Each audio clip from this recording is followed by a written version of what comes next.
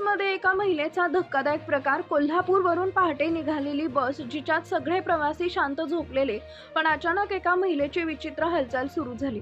लोकांना तिच्याकडे पाहून संशय येऊ लागला होता, पण महिला आहे म्हणून सुरुवातीला सर्वांनी दुर्लक्ष केलं. पण अचानक बसमधून धूर निघायला लागला. जेव्हा त्या महिलेला थांबून जाग विचारला, तेव्हा जे गुपित उघड झालं ते ऐकून संपूर्ण महाराष्ट्राला धक्का बसला. आता लोक बसमध्ये बसायला घाबरू लागलेत. ज्या बसला सगळ्यात सुरक्षित मानलं जातं, त्याच बसमध्ये 80 लोकांसमोर साक्षात काळ उभा राहिला होता. कोणालाच कल्पना नव्हती की ही महिला नेमकं काय करते, पण एका व्यक्तीच्या प्रसंगवधानामुळे हा मोठा अनर्थ टळला. या घटनेनंतर राज्यात हाय अलर्ट जारी करण्यात आला. तुम्ही जर बसनं प्रवास करत असाल आणि जर अशी माहिती तुम्हाला दिसली, बसमध्ये असा प्रकार दिसला, तर तातडीनं उतरून जा, कारण नवीनच प्रकार आता बसमध्ये सुरू झालाय, ज्यामुळे बसमधल्या 70 प्रवाशांसमोर यम दिसला होता. मग नेमकं त्या महिलेनं असं काय केलं की ज्यामुळे 70 प्रवाशांसमोर यम का उभा राहिला? संपूर्ण राज्यात हाय अलर्ट जारी करण्यात आला का? लोक बसमध्ये बसायला घाबरू लागले. चला जाणून घेऊया या धक्कादायक प्रकरणाचा संपूर्ण सविस्तर रिपोर्ट. ठिकाण होतं कोल्हापूरचं मध्यवर्ती बस स्थानक. पहाटेची वेळ होती, अजून उजाडलं नव्हतं. बस लांबून कुठून तरी आली होती. प्रवासी वाट पाहत होते. बस स्टँडवर प्रचंड गर्दी झालेली. थंडी असल्यामुळं सकाळी सकाळी थोडंसं धुक्याचं वातावरण होतं. समोर काही दिसत नव्हतं आणि अशातच एक गोव्याला जाणारी एक हायटेक लक्झरी बस प्लॅटफॉर्मवर आली. संपूर्ण वातानुकूलित बस होती. दिसायला एकदम चकचकीत. बसनं बस स्टँडमध्ये टर्न मारला आणि फलाट क्रमांक 1 वर जाऊन उभी राहिली. प्लॅटफॉर्मवर ही बस उभी राहिली आणि तेवढ्यात जेवढे काय प्रवासी त्या बस स्टँडला उभे होते, सगळेच्या सगळे प्रवासी जवळपास त्या बसमध्ये शिरायला सुरुवात झाली. प्रचंड गर्दी झाली होती. बसमधून उतरणं तितकंच होतं कठीण. त्यामुळे कंडक्टरनं सगळ्यात आधी सूचना दिली की उतरणाऱ्याला उतरू द्या, मग चढणारे चढा. आणि अखेर अशा प्रकारे या बसच्या प्रवासाला सुरुवात होणार होती. पण कोणालाच माहिती नव्हतं, जे लोक प्रवासी जे तिच्यामध्ये बसण्यासाठी गडबड करत होते, त्यांना माहिती नव्हतं की पुढील 15 मिनिटांमध्ये त्या बसमध्ये असा धक्कादायक प्रकार होणार होता की ज्यामुळे संपूर्ण महाराष्ट्रात खळबळ उडणार होती. उतरणारे प्रवासी तर नंतर या व्हिडिओ पाहून त्या ठिकाणी खुश होणार होते. हा व्हिडिओ पाहून त्यांना कदाचित वाटणार होतं की आपण वाचलो, पण जे बसत होते ते बसण्यासाठी गडबड करत होते, त्यांना कल्पना नव्हती की त्यांच्या आयुष्याचा कदाचित हा शेवटचा दिवस असू शकतो. सगळे प्रवासी चढायला लागले. सर्व प्रवासी आता हळूहळू, काही प्रवासी लाईनमध्ये चालत होते, काही प्रवासी सीटवर बसत होते. आता काही मिनिटांनंतर सगळे प्रवासी सीटवर बसले, पण ड्रायव्हरच्या अगदी मागच्या सीटवर एक महिलेनं जागा धरली होती. एक अशी महिला जी बसमध्ये चढताना अगदी नॉर्मल वाटली, पण सीटवर बसल्यानंतर ती अशी काहीतरी विचित्र हालचाल करणार होती, जी अशी काहीतरी गोष्ट करणार होती, ज्यामुळे संपूर्ण राज्याला एक धक्का बसणार होता. ड्रायव्हरच्या अगदी मागच्या सीटवरच ही महिला, एक वयस्कर वृद्ध महिला होती. तिला हटवून त्या ठिकाणी ती बसली होती, जिची हालचाल सुरूच संशयास्पद होती. नॉर्मल पद्धतीनं बसमध्ये चढलेली ही महिला प्रवाशांकडे अतिशय विचित्र नजरेनं पाहत होती. ज्यावेळेस तिथं एक वयस्कर म्हातारी बसलेली होती, तर त्या बाईनं जवळपास त्या म्हातारीला ढकललंच होतं. म्हणाली, आजी तुम्ही दुसऱ्या सीटवर जाऊन बसा, तुम्ही मागच्या सीटवर कशाला बसताय? त्या आजीनं तिथं जागा धरली होती, पण या महिलेनं मागे जागा होती, पण त्या आजीनं समजूतदारपणा घेतला आणि ती मागं बसली. ती महिला जीप ड्रायव्हर सीटच्या मागे बसली. खरा गेम इथूनच सुरू झाला. ती महिला जेव्हा बसली होती तेव्हापासून ती वारंवार आपल्या बॅगेत हात घालत होती. आजूबाजूला अगदी विचित्र नजरेनं पाहत होती. अखेर सगळेजण बसले होते. कंडक्टरनं बेल दिली आणि त्यानंतर बस सुरू झाली. काही वेळातच बस आगारमधून बाहेर निघाली. शहराच्या गजबजाटापासून दूर बस त्या ठिकाणी चालली होती. पहाटेची वेळ असल्यामुळे शहरामध्ये फारशी गर्दी नव्हती, त्यामुळे पटकन बस कोल्हापूर शहराच्या बाहेर हायवेवर गेली. त्यामुळे आता बहुतांश प्रवासी जे पूर्वीचे पासून प्रवास करत आले होते ते झोपलेलेच होते आणि बरेचसे प्रवासी सकाळी बसमध्ये चढायचं म्हणून लवकर उठून आवरून आले होते. त्यांच्याही डोळ्यावर झोपेची तार आली होती. सगळेच जण झोपले होते, पण ती जी महिला होती ती महिला शांतपणे बसली होती. तिच्या चेहऱ्यावर काहीतरी वेगळेच भाव होते. ती मध्येच तिचा चेहरा दुःखी व्हायचा, तर मध्येच तिच्या चेहऱ्यावर एक वेगळ्याच प्रकारची चमक यायची. एक विचित्र आवाज, एक विचित्र हालचाल त्या महिलेकडे बघून जाणवत होती. जवळपास आता प्रवास सुरू झाला होता. कोल्हापूर पासून बरेच लांबपर्यंत गाडी गेली होती आणि अजूनही कसल्याच प्रकारचा संशय त्या महिलेवर येत नव्हता. आणि खरा जो विषय होता तो आता इथून पुढे सुरू होणार होता. प्रवास आता जवळपास अर्ध्यावर आला होता आणि अचानक पहिलीच एक त्या प्रकरणांमधली ठिणगी समोर आली.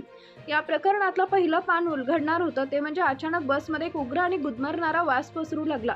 आता प्रवासी जवळपास झोपलेले होते. काही थोडेसे जागे झाले, कारण की आता जवळपास उजाडलं होतं आणि बराचसा वेळ म्हणजे 1 ते 1.5 तास त्या ठिकाणी झालेला होता. साधारणपणे एक सूर्य उगवला असल्यामुळं काही प्रवासी जागे झाले तर काही पेंगळलेल्या अवस्थेत बसलेले होते. आता हा वास इतका प्रचंड आणि उग्र की झोपलेले प्रवासी जागे झाले.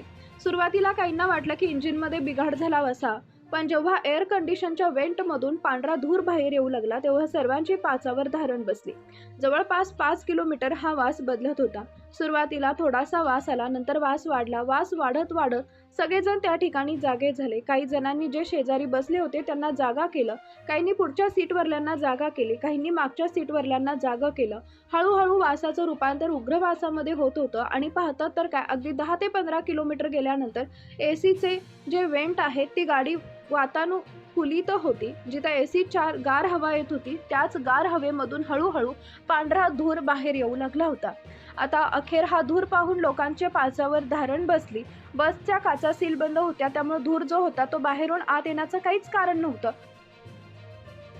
मग नेमका धूर हा येतोय कुठून? कोण काय करत होतं की ज्यामुळे हा धूर येत होता? आता त्याचबरोबर अगदीच भीतीचं प्रमाण प्रचंड वाढू लागलं. हा धूर नेमकं कुठून येतोय आणि काही काळाच्या आत लोकांमध्ये भीतीचं वातावरण पसरलं. जी आजी महिलेनं पाठीमागे बसवली होती ती तर प्रचंड खोकू लागली, कारण बसच्या काचा सीलबंद होत्या आणि धूर बाहेर जाण्यासाठी कुठलीही जागा नव्हती. धूर आता आत साचू लागला. लोक ओरडू लागले, ड्रायव्हर गाडी थांबवा, पण ड्रायव्हरनं गाडी थांबवली नाही, कारण ड्रायव्हरला ऐकूही जात नव्हतं आणि त्यामुळे धूर बाहेर जाण्याऐवजी आतच साचू लागला. लोक ओरडू लागले, गाडी थांबवा, पण स्पीड वाढत गेला आणि याच दरम्यान एक सरकारी अधिकारी त्या महिलेवर त्या ठिकाणी शेजारी बसला होता. एक अधिकारी एका बस स्टँडमध्ये बसला होता, जो कुठल्या तरी सरकारी विभागात कामाला होता. त्याच्या गळ्यात कुठला तरी आय कार्ड लटकवलेलं होतं. सगळ्या जणांना आता त्या महिलेचा संशय येत होता, कारण की त्या महिलेनं अचानक वेग घेऊन आली होती. लोकांना वाटत होतं की ती नेमकं काय आहे, कारण की आता त्या महिलेवर दाट संशय आला होता. ती महिला रडत होती, तिच्या हातातली हालचाल थांबत नव्हती. तो अधिकारी उठला, तातडीनं तिच्या जवळ गेला आणि त्यानं जे पाहिलं त्याचे ताण इतका वाढला की बसमधील तरुण मुलांनी त्या महिलेची बॅग हिसकावून घेण्याचा प्रयत्न केला. त्यांना वाटलं की तिच्या बॅगमध्ये काहीतरी ज्वलनशील पदार्थ किंवा स्फोटक पदार्थ आहेत. लोक आरडाओरडा करत होते, ही बाई आपल्याला मारणार, तिच्याकडे काहीतरी आहे. भीतीचं रूपांतर प्रचंड रागात झालं. लोकांनी त्या महिलेला धारेवर धरलं. तिला अक्षरशः लोक विचारू लागले. आता त्याचबरोबर पुढे ती जशी बस चालली होती, घाट सुरू झाला, तसं बस पुढे जात होती, तसं धुराचं प्रमाण वाढत होतं. मृत्यू समोर दिसत होता. एक घाट चालू होता, पण याचवेळी एका अधिकाऱ्यानं एका माजी सैनिकांना हिंमत दाखवली. त्याच्या लक्षात आलं की यात बाईची काही चूक नाहीये. या बाईच्या बॅग चेक केली, त्या बाईच्या बॅगमध्ये काहीच नव्हतं. मग धूर नेमका कुठून येत होता? लोकांना आता भीती वाटायला लागली, पण तेवढ्यात एक माजी सैनिक त्या बसमध्ये बसलेले होते. त्याने ड्रायव्हरच्या केबिनचा दरवाजा जोरात तोडला. जसा दरवाजा उघडला तसा धुराचा एक मोठा लोट बाहेर आला आणि तिथं जे दिसलं त्यानं सर्वांच्याच तळपायाच्या मस्तकात गेली. तो ड्रायव्हर आणि त्यांचा साथीदार क्लीनर दोघेही थोडीशी खिडकी उघडून ठेवून चक्क सिगारेट ओढत होते. काही लोकांना वाटलं की ते काही नशिले पदार्थ ओढत होते आणि त्या नशिल्या धुरामुळे एसीच्या चुकीच्या सेटिंगमुळे तो सगळा धूर विषारी प्रवाशांच्या डब्यात घुसला. प्रवाशांचा जीव धोक्यात घालून ते आपली नशा पूर्ण करत होते. पण त्या महिलेचं काय? लोकांनी तिची बॅग जबरदस्तीनं उघडली तेव्हा सगळ्यांचे डोळे पाणावले. या बॅगेत कोणतंही काहीच नव्हतं. त्या बॅगेत एक होतं मातीचं मडकं आणि काही जुने कपडे. ती महिला रडत ओरडली, मी माझ्या आईचा मृतदेह कोल्हापूरला राहिलाय, मी तिच्या अस्थी घेऊन गावी चालली आहे. मला वाटलं हा धूर माझ्या आईच्या शापामुळे येतोय, म्हणूनच मी घाबरून देवाची प्रार्थना करत होते. मी गुन्हेगार नाही. ज्या महिलेला 70 लोकांचं मृत्यूचं कारण समजत होतं, ती बिचारी स्वतःच्या आईच्या निधनाच्या दुःखात बुडाली होती. घटनेची माहिती मिळताच संपूर्ण राज्यात खळबळ उडाली.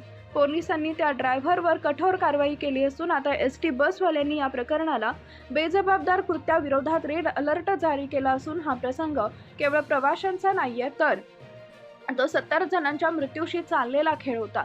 सुदैवाने एका व्यक्तीच्या प्रसंगावधानामुळे कोणाचा बळी गेला नाही, पण ही घटना आपल्याला शिकवते की प्रवासात सतर्क राहणं किती गरजेचं आहे. तुम्हाला काय वाटतं? अशा बेजबाबदार व्यक्तींना काय शिक्षा व्हायला हवी? आपण नेमकं काय काळजी घ्यायला हवी? त्या महिलेसोबत जे झालं त्याबद्दल तुमचं मत काय कमेंटमध्ये सांगा. व्हिडिओ जास्तीत जास्त शेअर करा, जेणेकरून इतर प्रवासी सावध होतील.